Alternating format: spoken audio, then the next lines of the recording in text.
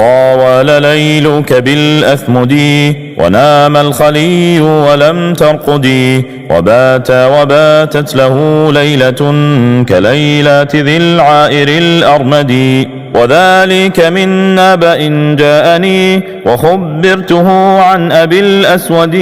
ولو عن نفى غيره جاءني وجرح اللسان كجرح اليد لقلت من القول ما لا يزال يؤثر عني يد المسند بأي علاقاتنا ترغبون أعن دام عمرو على مرثدي فإن تدفنوا الداء لا نخفه وإن تبعثوا الحرب لا نقعدي وإن تقتلونا نقتلكم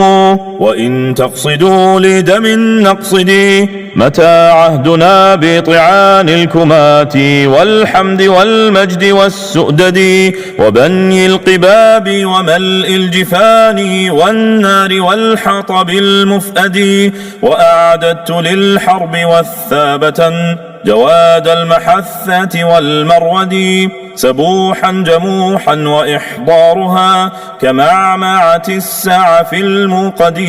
ومشدودة السك موضونة تضاءل في الطي كالمبرد تفيض على المرء أردانها كفيض الأتي على الججد ومضطردا كارشاء الجرور من خلب النخلة الأجرد وذا شطب غامضا كالمه إذا صاب بالعظم لم ينأدي